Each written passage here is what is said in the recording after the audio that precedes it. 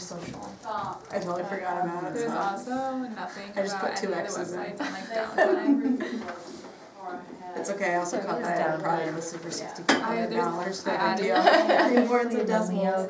Log on to Annoying so you sense can't have too. sex for 5 days. Like Okay. sexualized, Other than not that. intelligent. Thanks for Yeah. doing that stuff And we're fast, trying that to, looks like, great. I It think says that's it's painless, I could not A imagine. really like high sounding. Yeah, like it's They- awesome. I That's had- nice I have a job. question that asks Genius. people, Users. and then a couple of the websites said like it could be like a stinging Man, It's like sensation. a Or like- needle in your, Yeah. yeah. We were laughing so much that like we That can name sounds everybody painful. else, we Yeah, just not can't name 100% ourselves. painless, but not like pain, not like intolerable. Yeah. Good shot. Yeah, that you would get like in your arm would still Oh, look sting. at Greg, I saw like visual Dixon.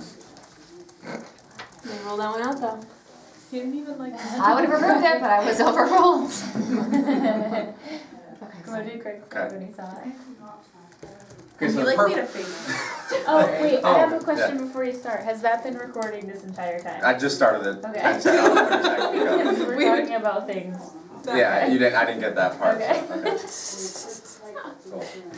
Like sexual disorders. I know you were trying this. You sure?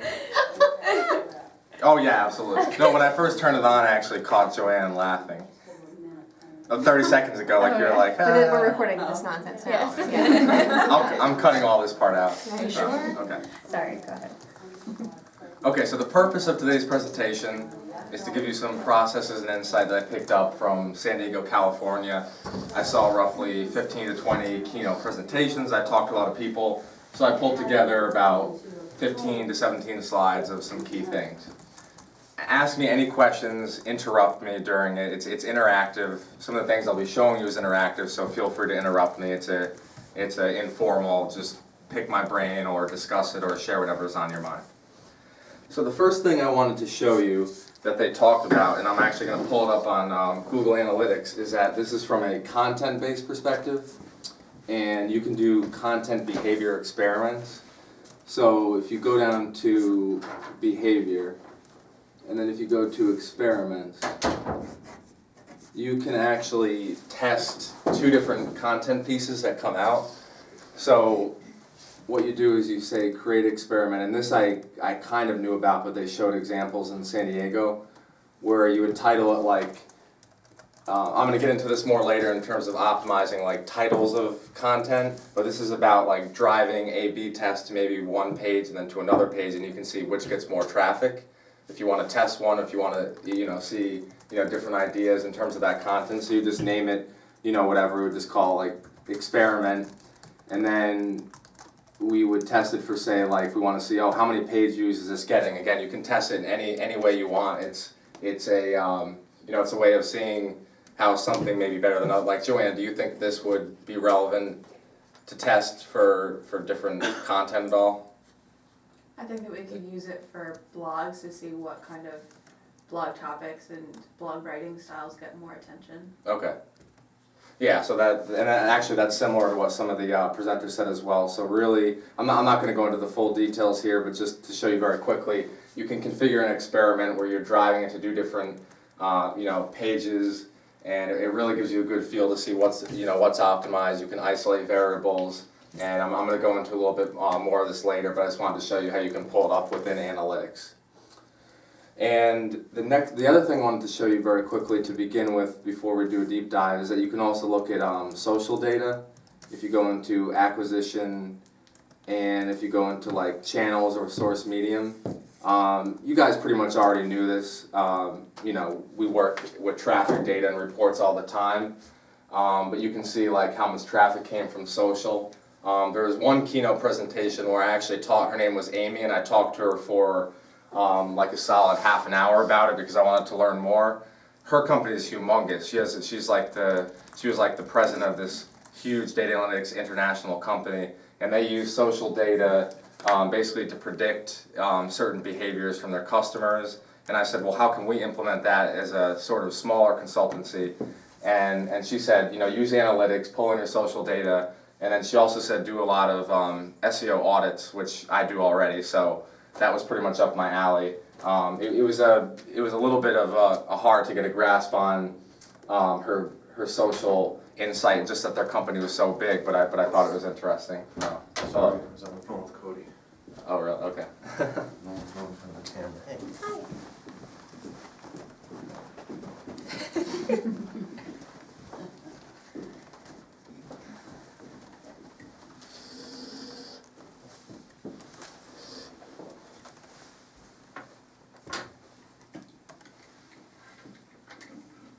Okay, yeah, I talked about social data. So this next slide is processes. I'm not gonna go into every single point here, but there was one keynote that talked about processes you can do within Google Analytics, within, working with clients, and the one I wanna jump to is actually at the bottom. A lot of this we all know on a daily basis, but I thought their thoughts on measured value was very interesting, because they said that the tendency for, say, someone like me, like a digital analyst, is to do you do reporting and you're looking at certain data. But they really showed me, how can you create value by looking at, and I'm going to go into this in a second when I get into a slide that Allie helped me create, but how you can look at trends across, different campaigns, and I can track users in a lot more detailed fashion than I ever thought before. So that allows me to provide more value in terms of giving behavioral insights. I can give demographic data, which I'm compiling this week and next. So it gives me more insight into the customers and the end client that we're working with. It's not just about clicks. When we're reporting, obviously we do want them to click on the content. We want them to click through. We want them to have a good site interaction rate. But it's also about looking at the particular conversion path they're taking and getting them to do a optimal funnel visualization. So what I mean by that is in Google Analytics, you can actually pull it up where you can look at the exact path they took on the website, and you can also look at tendencies they have on a website to go to this page or that. So a lot of times I'll work with Cody and Katie on this page has more traffic, how can we change it to optimize it for certain users? And using the funnel visualization as a report in analytics, I can really break down exactly what these people are doing on the website in a pretty interesting way. So headlines, there are a couple presentations about content and how can you optimize your content with your marketing, within your budgeting, in your analytics. And they basically said that headlines are a lot more important than you may think, and maybe you knew this, maybe you did not, but they said that headlines can definitely influence a call to action. So what that means is that you want to get the user, obviously, to take an action on that blog post, on that piece of content, and you want your headline to be engaging, not too long, not too short, within an optimal character limit. It could be anywhere between 90 and 160 characters, but it can be longer than that as well. And they really said that when you have the right kind of headlines, not only will it increase conversions, but then you can pull it into the behavior experiments and you can see which headlines are working better. I thought it was an interesting tip because they gave a couple examples of how they had this one certain blog post that they thought was so interesting and so fascinating and had all this good content, but it wasn't getting any user engagement. And then they changed it from just a general overview title to an enticing question. And then they did like 5 basically it's A/B tests, but they did 5 tests all at once, and the headlines with like an enticing question and with keywords, and the headline that was optimized to get people to take a call to action in the headline actually got an enormous amount of engagement, increased click-throughs, and eventually more users on the site. This is just sort of like a review. I'm working on this daily, and that in terms of continuity, you must have your landing pages be specifically relevant to your paid ads. Now, normally this would entail me taking the content and then optimizing the paid ads. But they said that one thing that you can do is work with the content writers to make sure that, we already did the keyword research, but you can make sure that it's really optimized for, what are we doing in the paid search, and how can we, have that on the landing pages as well. Now this I found pretty interesting. This is different tracking tools, and Tag Manager is basically a combination of like Google Analytics tracking and Google AdWords tracking. And what I found interesting was that this was one of my favorite presentations, that he gave an example. We would implement tracking, and how can you track a user across their various conversion path, as I was saying earlier. So this was an example they gave. and they might engage with like LinkedIn or Twitter. But the important thing that we want to see, and this is through Google Analytics, this is through experiments, and it's also through various reporting things we have. We have a RankWatch SEO tool, and we also have a new reporting tool called NinjaCat PPC. And you can actually track the user through the history of how did they first find out about Akara or one of our clients' services, and what happened throughout that process. So they might first go to LinkedIn a week ago, and then then we see that Google Analytics, and then then 2 days later they might interact with Twitter, and then 2 days after that they might see one of Joanne's posts, and then through content, and then they might end up going to the website and converting. And historically we would only see that end part, but now with some advanced tracking, with Tag Manager, with Google Analytics, we can actually see how that user is going across the entire campaign. And it was pretty interesting. I just pulled one example here, but they gave some examples of how you can actually look at that funnel visualization, that user across the whole process of their conversion path. And then if you're not familiar with Salesforce, I've used that in the past. We don't use that here, but it's like a CRM, like a customer relationship management tool, and it's just a way of tracking leads that come in and optimizing how you can follow up with them. So they give an example of how you're tracking the user, but then also how are you reporting it, and then what method or software are you using to see them across the the entire path. You're very nosy. Yeah. Well, I'm glad you stopped by. Okay, so my next slide. No, we're nosy. So my next slide is basically, and I have a couple. I'm going into a few things after here, but really this is like questions. Like, are there any initial questions on the content, or insights or anything like that? Anything that comes to mind, or would you like me to just keep going? Well, just one question I had was, you were saying how the title that we use for the blogs can have a really huge impact. Yes. Did you find that the meta descriptions did as well?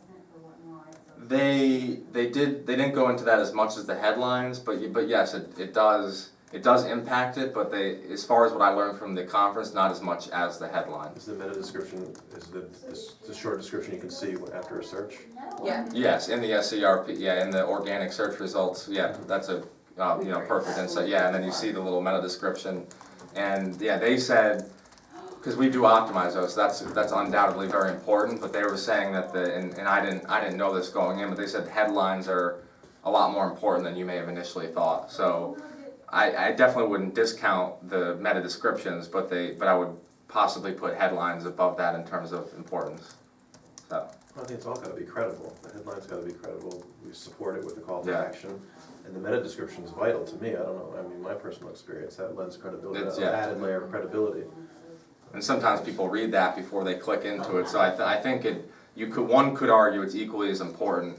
I focus on the headlines because that's some of the examples they gave in like the breakout sessions, and I found it fascinating because they took like 5 A/B tests all at the same time and beta tested like 5 different headlines. We wouldn't go probably to that level, we could just do a couple, but they really showed how one tweak of a headline had like a 25% increase in user engagement, so it was pretty.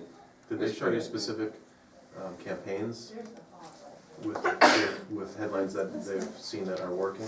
They talked a lot of it. They didn't like pull it up and say, here is our campaign, but they would say like, oh, we have certain privacy data. We don't want to tell you everything about our clients, but let me explain to you some examples we've had, and then they would talk about it, and people would ask questions and discuss it. So yeah.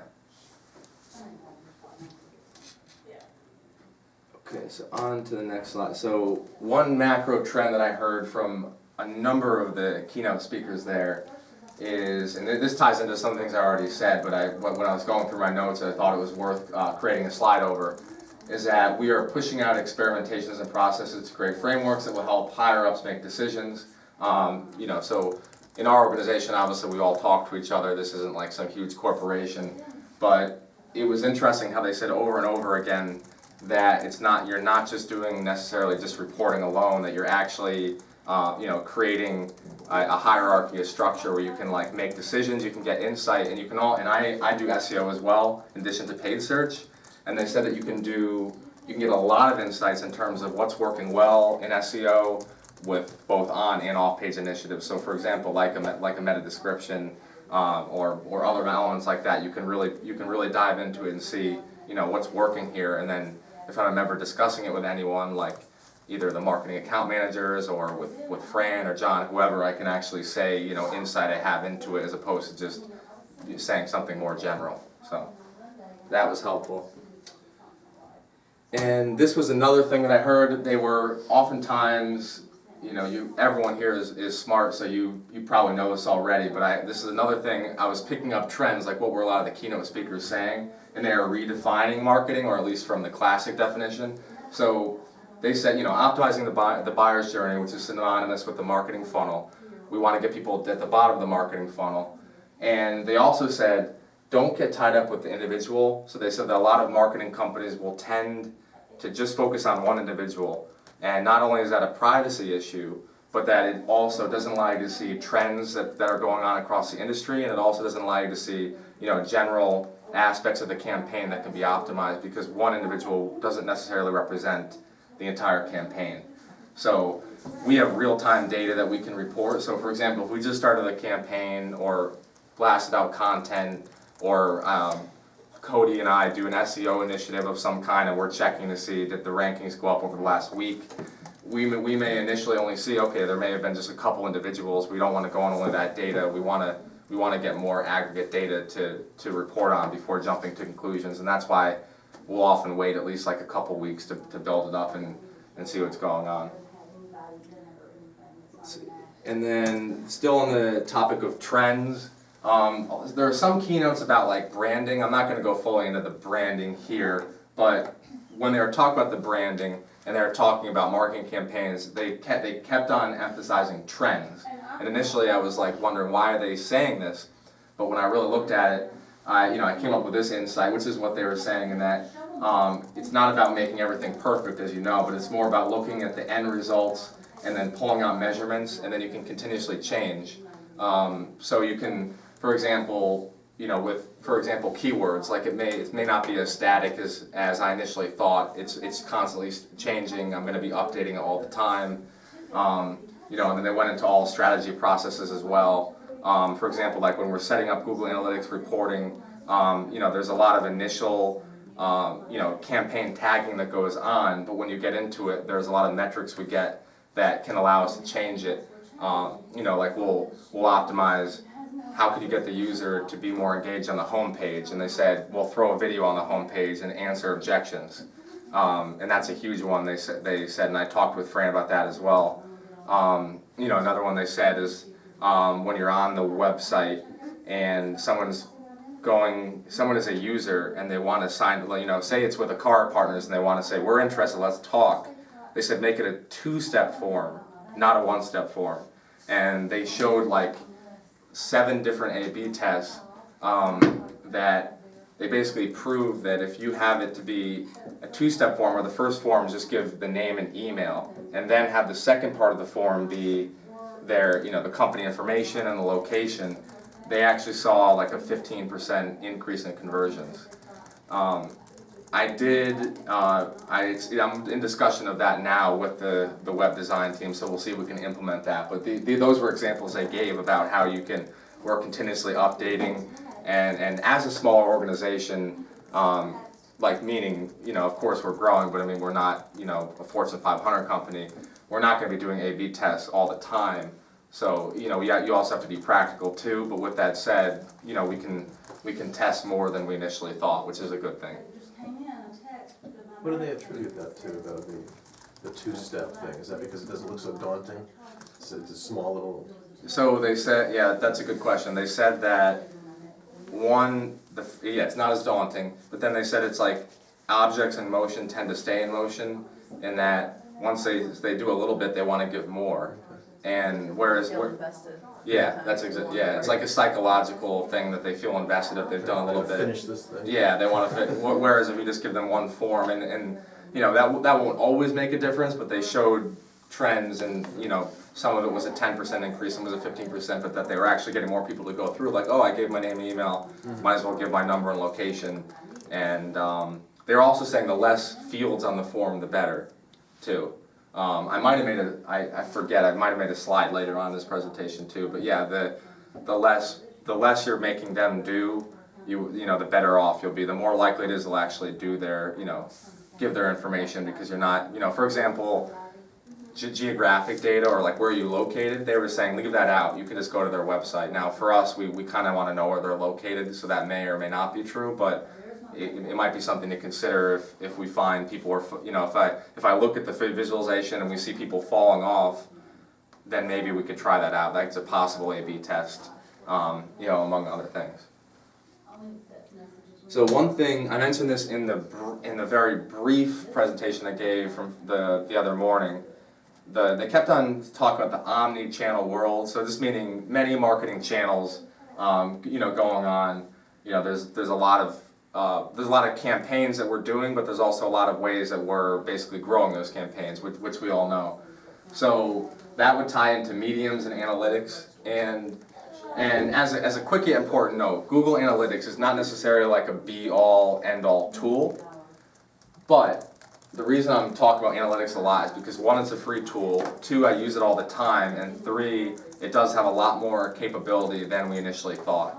So it's better that we use Google Analytics as we look at the channels rather than, you know, say purchase like a $10,000 software package, because it gives us really all the functionality we need. They gave a couple examples of, you can use like a Domo based in Salt Lake City or a Kissmetrics based in Seattle that might give you a little bit more on the back end in terms of some value in terms of like customers, but then that's why I've used this bullet point here for e-commerce. We can actually track, you know, what's the lifetime value of the customer, like what have they done over time, you know, not only how much have they spent, but how are they interacting. And we don't really need that software at this point, I don't feel like, because analytics does offer so much more than you'd initially expect, and it's like every time we dive into it more, there's more to go into. So I'm in that now, you know, all the time, looking, as I mentioned, you know, a lot of the behavior insights and the demographic data, it's giving me, you know, more data than I initially thought I was able to see. So, and I think this slide I've already talked about, I mentioned that briefly.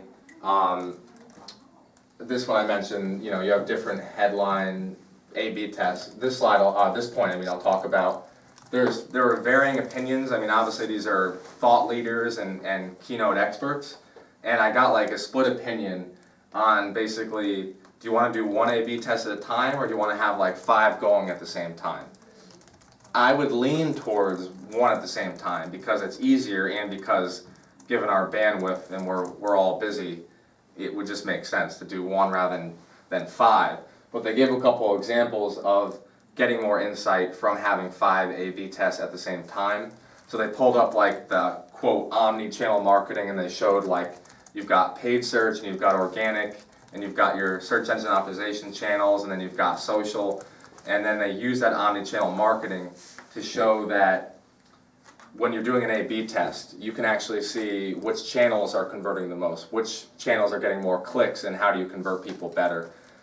Some of it was pretty advanced. I mean, I was taking notes, but you know, at one point halfway through the presentation, I was like, my mind almost exploded, because part of it is that, you know, we know this stuff, but then the other half is that they're also talking about it from a level of, you know, it was some VP doing a keynote, so I was doing my best to see, okay, these are good insights, but how can I apply this to not only what I do on a daily basis, but what we're all doing pretty much. So I took it to me. My conclusion was that make it simple, do like one A/B test. We've talked about that a little bit. That's something I'll be doing more ongoing, and maybe we could do an experiment one, you know, me and Joanne, and that's something I would work with the web design team as well, to get that going and kind of see what kind of insight it gives us. So in practical terms, an A/B test is you have 2 different ads, say, out there at the same time. It could be an ad, but it could be content. It could be Whatever. social. It could be anything. But yes, yeah. But they're there, they exist at the same time, and one will do better than the other. Or do you switch them out? They exist at the same time, and you can actually have it where like half your traffic will go to one and half your traffic goes to the other, and you'll see which is converting better or which is getting more engagement, whatever metric you're looking at. It might be page views, it might be conversions, it might be, you know, website time on page, but you can split it up and you actually tell analytics to show half of it to one and half of it to the other. And the other thing that I found very interesting too, when I got into an thank you for your questions, Greg, because you're triggering my my insights as well. And that Nose in the teacher. you can actually this I have to look into more, but I don't know if any of you know this at all, but it's something I heard that was like, I really want to research that. You can optimize your content based on the particular user going to your site. So if the user's already been there, you can create an algorithm that will show certain less content to a returning user because they've already seen the intro content, and this takes remarketing to a new level because you're showing certain relevant content to a returning user. So I got the concept, but what I kind of got a chance to discuss with them, but what I'd like to research or ask is, how does that require software? Does that require a deep dive with Katie and Cody? You know, I'd just like to So know. it'd be a personalized revisit. I thought it was an unbelievable Dynamic concept. content. What'd you say? Dynamic content. Dynamic. It's like a dynamic phone number. Yeah, so and they pulled that up as they said that's where more and more people are doing that. And they would talk about it, and they'd even give examples of the benefit, but I would like to research that. That's on one of my action steps. How can we implement that? So yeah, that's definitely a good point, because it's good if we could do that. I mean, it helps a lot. So. I think, doesn't Yahoo or some, in the beginning when you answer all these questions, you're signing up for something, can it, then you get these personalized pages from that, the IRL that you fill out, the information request. But you're saying that this would work on the fly. Yeah, on the fly, like That'd be- dynamically, basically. that would be So, amazing. yeah.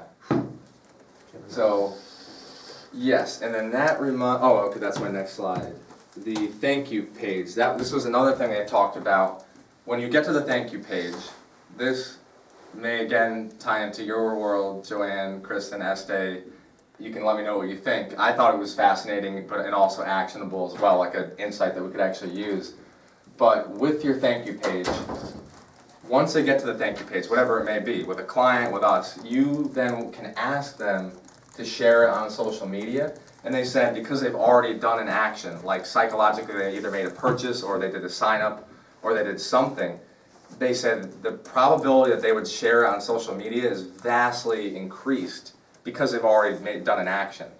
I would have never thought that. I would just think thank you page X out, and I'm like, well, what's the point? But then they showed examples where they actually had like a 20 to 25% increase in social shares, because once they got to the thank you page, because some people psychologically were already in action mode, people were sharing.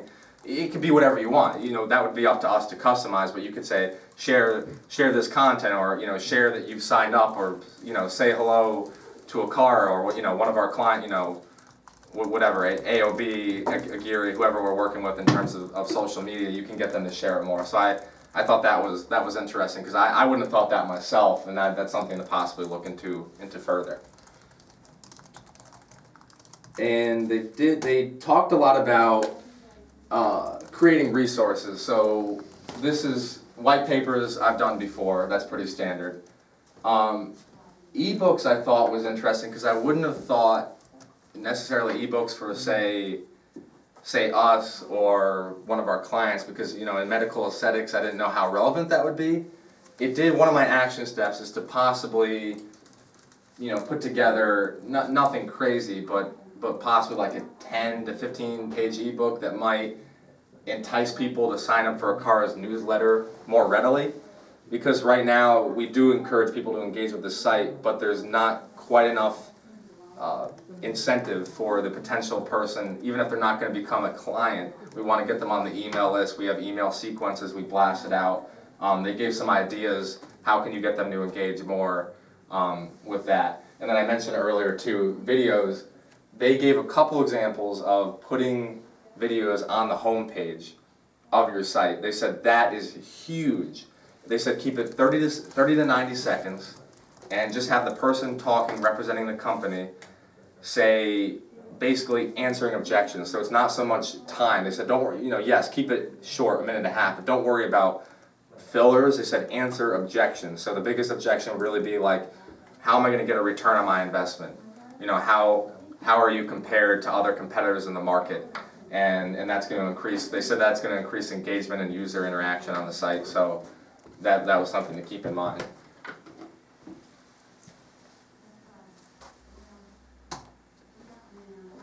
Okay, more testing experimentation. I've talked about this a lot. A/B testing, we've talked about that. The sign up button scrolls. You want your sign up button to scroll on the site so that it's not just like they see the sign up button and they go off it. They basically gave a couple of examples of people will tend to scroll down to the bottom of a page, and then they more likely than not will actually sign up when they're halfway down the page, so below the fold, they've gone down below, or below at the bottom. And if that sign up button goes away, it's a lot less likely they're going to actually follow through. So that would be working with the web design team. Obviously we have a lot of this optimization going, but I thought that was interesting. Keep the sign up button scrolling. I mentioned the two-step checkout process in the Q&A.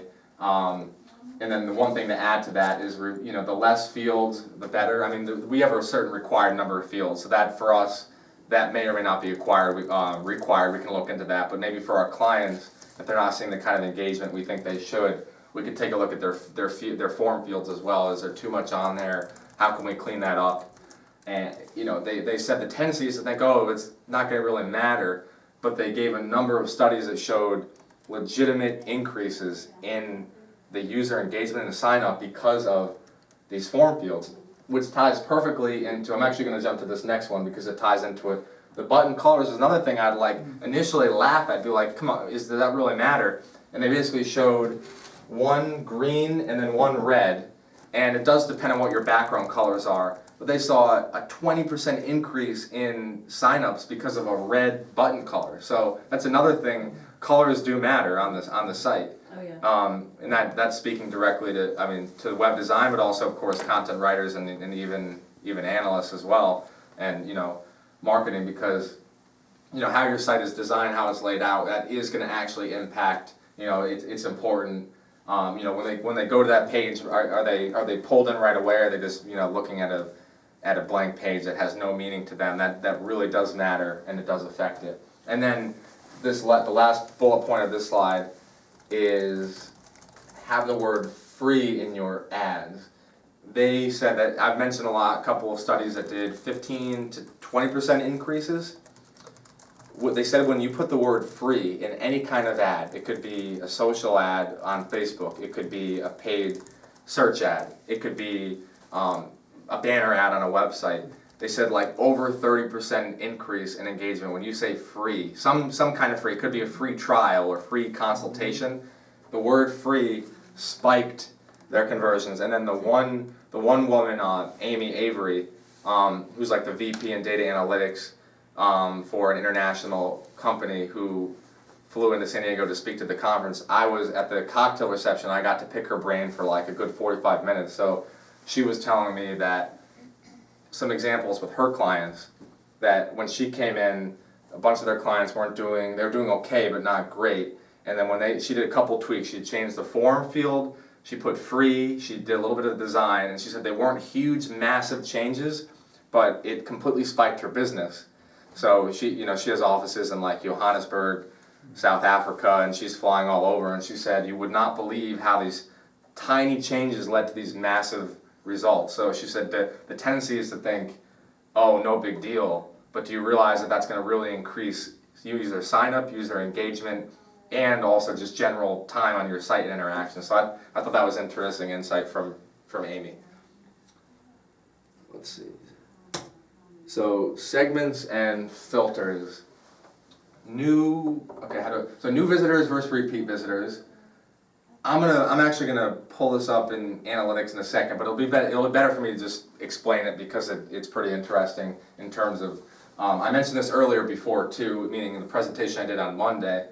But what's amazing about segments and filters is that you can really specify what exactly you want to see in terms of your reporting, but also in terms of the campaign tracking on your site. So what's like the mobile usage, what's the tablet usage? You can look at, you know, demographic data and look at those segments for specific aspects of a website. And then you can pull them into AdWords. So that's all done in Google Analytics, but then you link AdWords and Analytics, and you create campaigns around those segments. So, for example, if we wanted dynamic remarketing ads to repeat visitors, we could do that. If we wanted dynamic remarketing ads for mobile users, you know, mobile is big as well. And that actually reminds me of a point that they said that mobile with B2B is not there. So this is actually a good example in that, yes, mobile is exploding, but more with B2C. So I wouldn't have necessarily initially thought that, but for example, when we're, say, looking to get a new client and we're looking to pull them into what we do, they may not be necessarily converting as much on mobile because that would be B2B. But B2C with our clients, I think that would be huge in terms of things. If we do have access to their website, if we can make changes, that would be huge. And I mentioned, you can adjust sales pages. I mentioned adjusting the thank you page, but you can also look at, what offers are you giving them. That this could be signing up for a newsletter, or it could be, a service. We're running a paid search campaign, and right now it might getting a 1% click-through rate, which is pretty good in terms of world-class service, expert doctor, request a consult today. But if you can actually show some kind of offer or deal, like 25% off or anything like that, the click-through rate will spike and you'll get more engagement. So they said the offer pay, a lot of people don't have offers highlighted on their site. We do a pretty good job of that, but it's one thing they talked about. And then I also, then I mentioned that we were talking about that a little bit before, short enough messaging for return visitors. Another very cool, concept in terms of, how can you engage them? John, what we were talking about before very briefly is that you can specify content to a return visitor. We'd have to look into how we can actually implement that, but it could really spike increased conversions if we can, find a reasonable way to do that. This is probably a naive question, but how do we know why they're coming back? They might come back because they missed something, want to reread, and we took it away. Well, that's true. That's a good point. Yeah. Yes, the thing I just wanted to take 2 seconds to, and we're basically wrapping up here, but I'm just going to go into a few key things that I wanted to discuss. Is that I mentioned the segments a lot. So here are your standard segments. I mentioned desktop traffic, mobile traffic, new users, non-conversions. You can combine them too. If you see at the bottom, there's one that should say like tablet and desktop. Right. Oh, there it is. Yeah, tablet and desktop. So you can combine them too. So those are your standard ones. What's very interesting that they dove into, and this is what I learned a lot. When you hit a new segment, this is where you can look at your demographic data, and this is where you can also do like advanced conditions. Like, say for example, you want to look at a segment in terms of someone who has been to more than 3 pages on the site. You could just say like, site, whatever.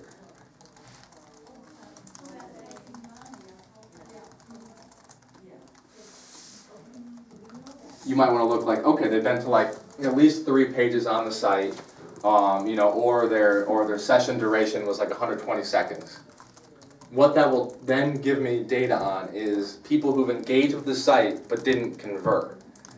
Then I can better say, rather than like, oh, this campaign didn't work, then I can actually say like a actionable, like either a statistic or a data point in terms of they fell off at this point in the conversion process, or this didn't work, or they got to the end and then suddenly they're no longer engaged. So these segments not only give me insight into the campaigns, but I can pull these segments into AdWords and we can create ads around that segment too. So that all combined basically gives us more of an opportunity to create an engaged marketing process. That was a key kernel from the there's a key kernel from about 3 or 4 of the presenters that I wrote down, and that you want it to be basically marketing that is specifically engaged, like it's a more optimized and relevant marketing experience is the way they put it. And it made sense when they gave examples with segments, etc. And then you can also create, again, I'm not showing this for you because you don't need to know it how to do it, but I just want you to know that we can do it. You can create filters too. So filters allow you to, again, exclude certain people. So when we're running A/B tests, we can isolate variables. So we can say a headline, for example. That was a big theme. That, we want to test a headline of content. Well, let's isolate the body text, and let's isolate social, and we can, using filters, we can exclude all of that. So then the only thing we're testing are like page views to this blog post and how is the engagement. So that's pretty cool that we can filter it out, and I've been doing that more over the last week. There are a couple things I was doing with filters to better look at, like, okay, just mobile data or tablet data, or this client of ours doesn't have an optimized mobile experience. Like I'm looking at data and segments, and some of the clients only have like a 5% engagement rate with mobile, but then another client will have 55%. So there's an opportunity to improve that as well. And then they went into mobile marketing techniques as well. So they talked about personalization. This idea of personalization with mobile marketing, in that we know more about the end users than we ever did before. So, and this is again something that we might tie into. I mentioned how you can optimize content for certain people. A lot of it, when I was taking notes a lot, I really stretched it to be like, how am I going to apply this, either in analytics or in reporting or content or keyword research? How am I going to apply it? With that said, the personalization technique, this was with mobile marketing, and this was also with demographic data. You can actually personalize your ads for certain end users based on prior experience. So, in a very simple way, to not overcomplicate it, this might be as simple as like I go to Ally and say, please make me this certain ad so I can show it to this certain people. But you can get really advanced, and you can mix different segments, and you can mix remarketing lists, and you can really get into it if we have the bandwidth, aka Chuck. Don't call him that next week. Okay. You can't. I don't care. Yeah. So I talked about segments, and then this other thing I wrote down, and I was talking with this guy I met, and I really wanted to. I was like, what? How do you take action? I was like, it's really, there's something called a social emotion index.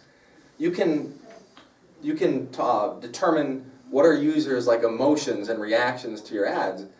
And I was taking notes, but I'm like, how do you do that? And basically, a woman got up and she read my mind, and she like spoke to the lady and was like, this is great, but how do, for us, if we're not an international company with 700 employees, how do we do that? And she's like, dude, doing all, like, not a very good, I mean, it was a decent answer, but yeah, so good stuff, the social emotion index, but that may be something to wait to implement. And then, How do we even get that information? The emotional information? that was where I was also talking to this other guy I met from Washington State, and I was asking him, he was saying you can do more in analytics than you think you can. And I was like, what do you mean? Like, how can I possibly see emotions in analytics? And he said, well, if you segment out demographic data and then pull the segment into AdWords, you can look at reports that are going to show you, user engagement rates that may give you a hint at whether they liked or disliked a certain ad campaign or content. It's something to look. Information that they gave at some point. You just have to find it. And then the second part of that question is that they just ran massive data tests through an absurd amount of investment, and that we would not do. So that at that point, but there's a little, that's something I was like interested in. Like, wow, if we could really find out, behavioral reaction, that would really know exactly like what are people thinking of the ads, and that would help a lot. That probably a little harder to implement, but another fascinating thing. So. The government starts doing this. Yeah. So. You know that little light on your, Smart that little thing right here? That's how they know your emotions. Right there. Oh yeah, and then on that note, the part that was a little bit more actionable for that particular subject and topic we're talking about, as I said, with your creative design team and your graphic designers, you can find out how they're getting perceived by customers. And the final keynote was this guy from North Face who was talking about branding, and he said, you can actually go in, you need some back-end software and analytics. So we have some of the capability, not all, but with certain graphic design pieces, they were saying you can go in and see how you're getting perceived by customers. How do we do this? That's one thing, yeah, that's what I'm working on that, because yesterday I was close to getting a better, we can discuss about that, because yesterday I was poking around and seeing, what are ways that you can, see, not just like reporting data, but where's like, user profiles and like user feedback that we may not have a form for that, but I'm seeing what are ways we can pull that, so. So when you're doing this you're collecting stuff. Yeah. It will tell you a story if you assess it the right way. Yes. It's not just coming out and saying, I like this ad, there are indicators. Yeah, that's a very good insight. It's a story, but it's also looking at different channels too. Like I may have this insight from social, but I may have this like demographic insight, and I may have this report, and then I might be able to say this ad worked and this didn't, or this creative got great engagement, this one is nebulous, so this one did poorly. So that would give me, better tracking with that. So yeah, with the tag manager, they put like cookies on the user. So that's where when you have a cookie on the user, that's where it's pulling in and filtering all this like real-time data. Like if I'm in Google Analytics and I want to like go to like see like real time like how a campaign is doing, you can like basically go in and while it's going live, I would see like, oh, right now there's 18 people looking at it, and then at like live, like we just uploaded Greg's graphic and users dropped from 18 to 7. No, I'm just kidding, good now. Nice You example. know something I don't know already? No, you're very good. I'm Pretty specific numbers totally there. kidding. No, you're very good. No, the more realistic example would be it went from 18 to 27. Because Greg is a brilliant genius. Big recording. Anyways, yeah. So that's interesting too with the real time. Like if I set up an experiment, you can see real time. Like it'll show you the divergence of traffic in the real time, like which aspect of that content is getting more traffic. So that was pretty interesting. And that You're not hit, you haven't been there?